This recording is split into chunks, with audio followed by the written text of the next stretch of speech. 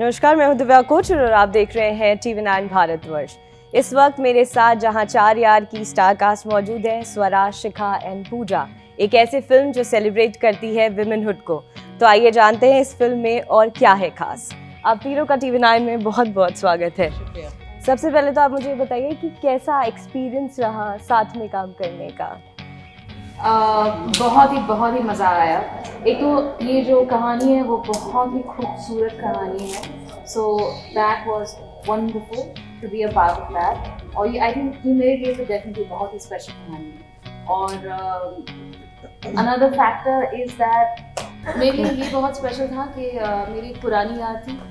हाँ जी, वीरे दी वेडिंग किया जी। और मेहर और पूजा मेरे नए यार थे जी, जिनको they were quite a discovery and they were absolutely beautiful and wonderful to work with, so it was very very special. अच्छा, काफ़ी ऑडियंस ये कह रही है क्योंकि शिखा और आपने और स्वरा ने एक साथ पहले भी काम किया है और कहीं ना कहीं इस फिल्म को ऑडियंस ऐसा लिंक कर रही है कि उस स्टोरी से ही कहीं को रिलेटेड है, तो इस बारे में आप क्या कहना चाहेंगे? मैं ये कहना चाहूँगी कि सिमिलैरिटी ये है कि half of Veere Di wedding is over here and both films are very entertaining and that's about it. जब आप 16 सितंबर को ये फिल्म देखेंगी तो आपको पता चलेगा कि इट्स अ वेरी, देखिए जॉनर्स तो फिल्म्स की काफ़ी, मतलब रोमांटिक कॉमेडी है या फिर थ्रिलर है या मर्डर मिस्ट्री है या ड्रामा है या जो कॉमेडी है, that genre is the same but there are different stories to be told. So I think that's where the similarity ends, that it's about 4 women. So please come on 16th September and watch it to see how different it is. And it's a beautiful story written with a lot of nuance and empathy by Kamal sir. And हम बहुत अच्छे यार हैं यार। तो हर दोस्ती के film में हमारा रहना बहुत ही इम्पोर्टेंट है। And you will discover how beautiful Mehar and Pooja are as well. हाँ बिल्कुल। स्वरा, आप हमेशा बहुत ऑथेंटिक किरदार निभाती हैं और आपने इसमें शिवांगी का रोल प्ले किया है। आप बच्चों की माँ बनी हैं, एक प्रॉपर लेडी बनी है। तो जनरली ये होता है कि जो भी फाइनेस्ट एक्ट्रेसेस हैं वो ये किरदार करने में झिझकती हैं, वो नहीं करना चाहती, वो मदर का रोल प्ले नहीं करना चाहती या एक सर्टेन एज का रोल नहीं प्ले करना चाहती। तो इस पर आप क्या कहना चाहेंगे? नहीं, देखिए मुझे लगता है कि ये जो ऐसा नहीं करना चाहिए वैसा नहीं करना चाहिए, ये एक अननेसेसरी का एक टाइप कास्टिंग है। ये जो एक कॉमन सेंस बन जाती है चीज़ों को लेकर, मैंने कभी इस चीज़ में विश्वास नहीं किया। अगर आप मेरी अपनी फिल्मोग्राफी देखेंगे, वो सारी ऐसी फिल्में जो लोगों ने कहा था कि ऐसा नहीं करना चाहिए, चाहे वो मेरी ब्रेक फिल्म हो, तनु अर्जुन की हीरोइन की बेस्ट फ्रेंड का रोल नहीं करना चाहिए, या प्रेम रतन धन पाए हो कि सुपरस्टार की बहन का रोल नहीं करना चाहिए। नीलबटे सन्नाटा में भी मेरे को 15 साल की लड़की की माँ का रोल मेरे को बोला था career suicide. So similarly all of these, you know, Anarkali वारा को बोला था कि यार ये कैसी भोजपुरी फिल्म कर रही हो। वीरे दी वेडिंग के बारे में, of course Veere Di wedding का तो सीन ही चलो। तो आई थिंक दैट ये फालतू का डर फैलाने वाला जो एक लॉजिक होता है, मुझ में कभी उससे मेल नहीं खाया। बहुत अच्छी स्क्रिप्ट है और मेरे लिए बहुत चैलेंजिंग है क्योंकि ऐसा रोल मैंने पहले किया नहीं है। मेरे सारे किरदार आज तक बहुत दबंग रहे हैं, एक तरीके से बहुत मुखर रहे हैं। मेरी पब्लिक इमेज भी वैसी बनती चली गई, और लड़ाई झगड़ा, ट्विटर वॉरियर, ये क्रांतिकारी, ये सब नॉनसेंस। तो आई मीन नॉट नॉनसेंस, मैंने खुद ही उसमें कंट्रीब्यूट किया है। बट मुझे लगा कि ये एक मौका है कुछ अलग करने का, और मेरे लिए एज एन एक्टर चैलेंज है एक कि बार बार वही चीज़ करके आप बोर भी हो जाते हो, आपका क्राफ्ट भी आई फील स्टैग्नेट करेगा। तो मेरे लिए ये चैलेंज था कि क्या मैं ये पुल ऑफ कर पाऊंगी, और क्या मैं दर्शकों के जहन में, जिन्होंने हमेशा एक ही तरीके से देखा है मुझे, दर्शकों के जहन में क्या मैं उनको बिलीव करवा पाऊंगी कि ये स्वरा नहीं शिवांगी है। So that was my challenge and I am hopeful but I am also scared कि मुझे डर लग रहा है कि पता नहीं क्या कहेंगे। अच्छा, जब मैंने ट्रेलर देखा तो मुझे बहुत ही फन, मज़ा आया। ऐसा लगा कि बहुत कुछ न्यूनेस आ रही है काफ़ी समय बाद, लेकिन उसमें कोई विलन नहीं था, कोई एक डोमिनेटिंग कैरेक्टर नहीं था। उसके बाद भी बहुत ही अच्छे क्राफ्ट के ज़रिए जो है मैसेज गया। तो मुझे लगता है कि जो एक वर्ग है जहाँ की जो लेडीज़ हैं या विमेन है, वो इग्नोरेंट होती हैं बहुत सारी चीज़ों को, जिसके लिए आई थिंक उनको अवेयरनेस नहीं होती है कि ये भी फ्रीडम के कोई मायने हैं। तो क्या ये दर्शाने की कोशिश की गई है फिल्म में? मुझे लगता है इस देश में और हमारे समाज में और इस पूरे सबकॉन्टिनेंटल रीजन में, साउथ एशियन रीजन में एक चीज जो महिलाएं हमेशा भूल जाती हैं वो खुद को, और खास करके शादी के बाद वो वैवाहिक जीवन वो इस तरीके से आपको निगल लेता है, परिवार में, ससुराल में, बच्चों में, पति में, कि आप अपने आप को भूल जाते हो उस पूरे रूटीन में। और खास करके इंडियन वुमेन हमेशा हम दूसरों के मैनेज करते रहते हैं, दूसरों के लिए करते रहते हैं, दूसरों की सेवा, हर चीज बाहर की तरफ भेज रहे हैं। सो ये फिल्म एक बहुत अच्छा और एक मॉडल तरीके से एक रिमाइंडर है कि यार एक बार अपनी तरफ भी देखो, एक बार अपने से भी पूछ लो। इतना रोज पूरे फैमिली से पूछ क्या खाओगे क्या खाओगे क्या खाओ। मेरी माँ आज तक करती है, खाना जब बना रही होती है पापा से पूछेंगी, अबू से पूछेंगी, मेरे भाई से पूछेंगी, मुझसे पूछेंगी। नौकरी भी कर रही है, उसमें भी वो क्या खाओगे क्या खाओगे क्या खाओगे। एंड हम लोग बोले यार जो बनाना चाहते हो बना दो, नहीं ऐसा जो पसंद है वो बताओ। सो आई एम लाइक कभी अपने लिए बनाया है कुछ आपने खाना, like what do you want to eat. So I feel like these are the small things that the film is pointing the camera and the story towards, and that is the beauty. कि वो जो कोई बहुत बड़ा झंडा पर्चा मोर्चा नहीं चल रहा है यहाँ पे, वो बहुत ही एक अनुभव के लेवल पे और एक बहुत ही मार्मिक तरीके से, एक मजेदार तरीके से, कॉमेडी के जरिए, थोड़ी मिस्ट्री के जरिए, मौज के जरिए उन्होंने ये मैसेज दिया है। और एक मर्द ने लिखी कहानी सबसे बेस्ट जी। वो बेहतरीन राइटर है, इसके अलावा भी उन्होंने तमाम जो है बेहतरीन महिलाओं पे चीज़ें लिखी हैं। अच्छा पूजा, आप मिस इंडिया हैं, प्लस आपको ब्यूटी विद पर्पस का भी खिताब मिला है, और इस मूवी में जो आपका किरदार है उसमें आप एक मुस्लिम महिला का किरदार निभा रहे हैं जिसमें 3 तलाक का जिक्र हुआ है। तो जब ये किरदार आप तक आया, आपने जब पढ़ा, तो क्या अंदर जो है आपकी एक फीलिंग थी, या इस पर आपके क्या वैसे विचार हैं? जब मैंने स्क्रिप्ट सुनी तो मुझे स्क्रिप्ट बहुत पसंद आई, but when I sat to dissect the character I knew कि बहुत मुश्किल है, क्योंकि मैंने ऐसा पहले कभी नहीं किया है।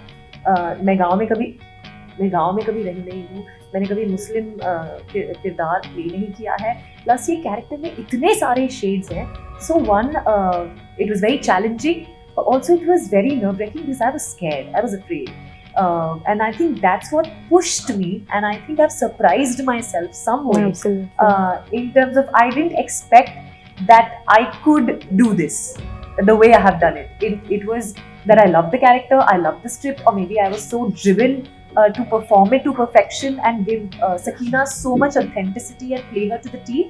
I think उसमें जब मैंने फिल्म देखी तो मुझे एज एन एक्टर बहुत सेटिस्फैक्शन मिला, जबकि मैं इसकी उल्टा I'm absolutely opposite. I overthink, I'm very self-critical. मैं हर शूट के बाद वापस आके रूम में, घर में सोचती हूँ ये गलत कर दिया, ये ऐसे करना चाहिए था ज़्यादा। But when I saw it I was actually I think दिमाग में मैंने कहा well that and that's not me, but so I'm very satisfied, I'm very optimistic because the film, the script is amazing. I think हम चारों ने इतना अच्छा, इतना बेहतरीन, इतना naturally perform किया है, फिल्म इतनी बढ़िया है, स्टोरी इतनी amazing है। So I'm very optimistic and extremely positive, and yeah, I should be saying this, but I am proud of myself. You should be saying it. You should 100% be saying it. तो आपका जो character है वो क्या individually message देता है audience को? अच्छा, ये आई थिंक सारे ही किरदार जो फिल्म, मुझे लगता है एक मैसेज बहुत ही हल्के तरीके से, कोई मोर्चा नहीं है, कोई प्रचार नहीं है, कोई ज्ञान नहीं बांट रहे हैं, बट बहुत ही हल्के सटल तरीके से विमेन को ये बताता है कि जो सच है, it is true. Women not only in a rural setting but even urban setting में कहीं ना कहीं, लाइक स्वरा राइटली मेंशन कि उनकी माँ आज भी उनसे सबसे पूछती है घर में, आप क्या खाएंगे, आप क्या खाएंगे। बिल्कुल। विमेन शादी करने के बाद, शादी होते ही अपने आप को इतना इन्वेस्ट कर देती है, अपने हस्बैंड में, अपने लॉज में, अपने बच्चों में, वो कहीं ना कहीं अपने आप को खो देती है। उनकी identity, like it's almost not there. I think women, once they see this film, will realize that where am I? This is my life, but where am I? Absolutely. And I think मुझे लगता है बहुत connecting होगा, हर दूसरे घर की महिला से काफी connecting. Every female, every woman would somewhere be able to relate. Even जब मर्द लड़के ये फिल्म देखेंगे वो कहेंगे कि हाँ ये my wife, my sister, my mother, उनकी लाइफ ऐसी है। और मुझे लगता है कि कहीं ना कहीं women, fortunately I feel men now have changed in terms of their sensitivity towards women. I think ये फिल्म देख कर उन्हें और कहीं ना कहीं रियलाइज होगा, और कहीं ना कहीं वो सेंसिटिविटी ज़्यादा बढ़ जाएगी। And that's our motive, that's what we want to, Absolutely, the message yes. that we want to give. हाँ, ये सवाल मेरा आप तीनों से है। इस फिल्म में जिस तरीके से विमेनहुड को सेलिब्रेट किया गया है, जिस तरीके से एक अलग अंदाज में फेमिनिज्म को दिखाया गया है, तो आप तीनों का इंडिविजुअली आइडिया ऑफ फेमिनिज्म जो है वो क्या है? सिखा जी देंगे ये जवाब। अच्छा ये decide कर लिया है। आई थिंक मेरे हिसाब से आप जोर जोर से कहें जी, या फिर क्वाइट रिबेलियंस हो आपके, equality and standing up for yourself for me is very very important.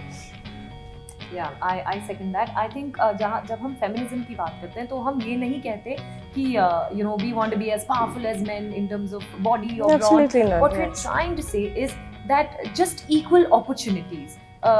By equal opportunities I mean equal cerebral opportunities.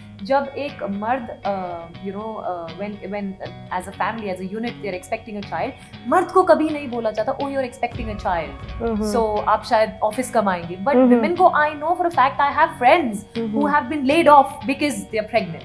oh अब तो आप घर में ज़्यादा ध्यान देंगी. So why this distinction? जब एक विमेन एक औरत अपना you know प्रेगनेंसी में अपना ख्याल रख सकती है, of course she can take care of her job as well. So I think feminism is just about equal opportunities. That's all we're asking for, nothing else. Can I add to that? I Swara. think there should be equality in the fact that अगर हम कह रहे हैं female centric films, तो male centric films क्या होती है? Please define कीजिए. That's all I want to ask. Very good. स्वरा,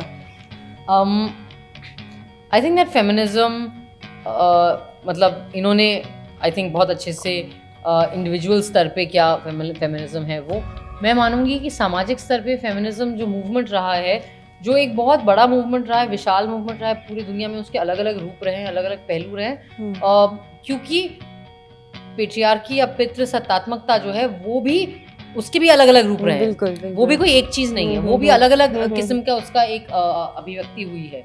तो मुझे लगता है बेसिक लेवल पे अगर हम समझें तो मेरे लिए फेमिनिज्म पेट्रियार्की के खिलाफ लड़ाई है. पेट्रियार्की ने महिलाओं को गैर बराबर किया है मर्दों से, और उन्होंने वो असमानता जो है उसको धर्म में, कानून में, संस्कृति में, समाज में, संस्थाओं में, परिवार में, हर चीज में घुसा है. इसलिए फेमिनिज्म ये लड़ाई लड़ता है कि कानून में, धर्म में, समाज में, संस्कृति में, संस्था में और परिवार में बराबरी होनी चाहिए. बिल्कुल. और मुझे लगता है सबसे पहले कभी भी किसी भी तबके के लिए बराबरी की जो लड़ाई होती है उसके लिए सबसे पहली चीज आपको मानना पड़ेगा कि हाँ गलत हुआ था, Acceptance, हाँ yes. गैर बराबरी थी, हाँ असमानता थी. तो ये जो मानसिकता है जो कहती है अब तो कुछ नहीं होता, नहीं अभी कि इक्वल हो तो बस में सीट क्यों चाहिए, नहीं, क्योंकि हमारा अनुभव बस में आपके अनुभव से बहुत अलग है. क्योंकि जब आप बस में जा रहे हैं तो आपको कोई छेड़ नहीं रहा है, लेकिन हम जब बस में खड़े हैं हमें आगे पीछे सब जगह से कोशिश करनी पड़ती है कि हम सेफ रहें. तो आई थिंक हर इस लेवल पे ये रिकग्निशन भी होना कि ऑपरेशन है, था, अभी भी है. I think that is also part of feminism for me. अभी हर जगह और इसके साथ ही ये भाषण खत्म हुआ. मुझे सेट के एक्सपीरियंस जानने हैं आप चारों के, क्योंकि जहाँ कुछ तो एक हाथ तो ऑडियंस के लिए. stays in Goa. Is it? Sorry, whatever happens in Goa stays in Goa.